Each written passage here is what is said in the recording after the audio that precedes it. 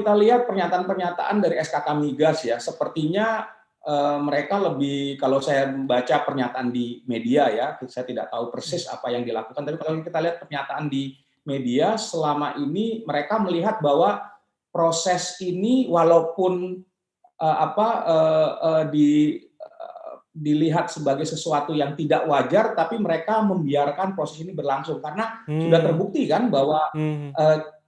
TSL melakukan bidding gitu loh.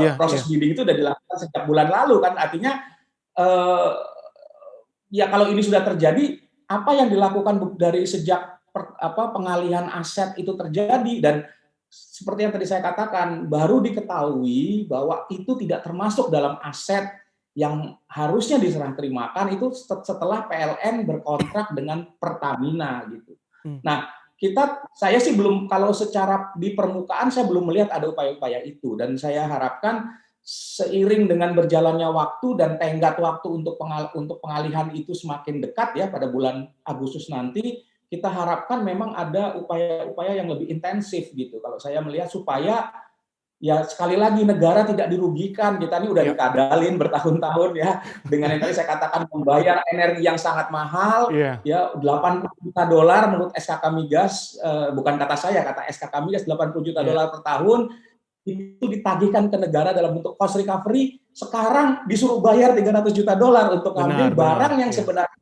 value-nya udah nggak ada. Iya. Karena apa? Begitu dia kontrak itu berakhir, dia udah nggak bisa jualan listrik, si MCTN ini udah nggak bisa jualan listrik ke Pertamina. Kenapa? Karena syarat untuk bisa menjual listrik adalah menurut undang-undang dia harus memiliki wilayah usaha dan dia harus memiliki izin usaha penyediaan tenaga listrik. Yang dua-duanya MCTN itu saat ini tidak punya gitu. Yang punya wilayah usaha itu kan PLN.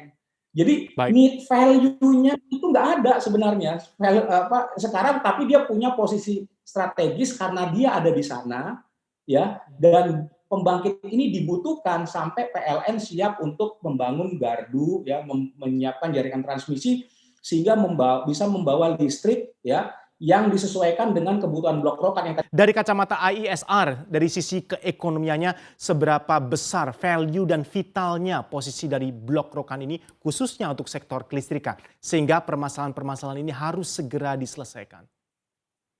Ya, kalau kita lihat dari sisi produksi dengan cadangan yang ada dan produksi migas kita ya, kebutuhan migas kita kan, minyak kita terusnya naik dari tahun ke tahun.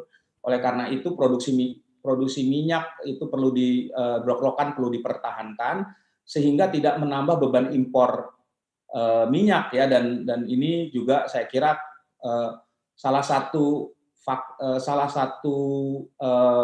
target dari pemerintah kan menurunkan impor BBM ya, menurunkan impor minyak. Ini bisa terjadi kalau pasokan minyak dalam negeri kita itu bisa terjaga dan target 1 juta barrel itu bisa tercapai. Nah, tapi untuk bisa itu peralatan-peralatan untuk produksi migas sangat bergantung pada penyediaan listrik dan juga uap yang saat ini disediakan oleh pembangkit yang dikelola oleh MCTN ya. Kalau ada gangguan pasokan listrik dan pasokan uapnya, maka target produksi itu bisa terganggu. Jadi kalau kita bisa hitung, kalau misalnya nanti terganggunya sampai berbulan-bulan, ya karena persoalan ini tidak selesai ya dengan target produksi blok-blokan. Kalau saya lihat target Pertamina kan bisa sampai 400-500 juta ribu barrel ya yang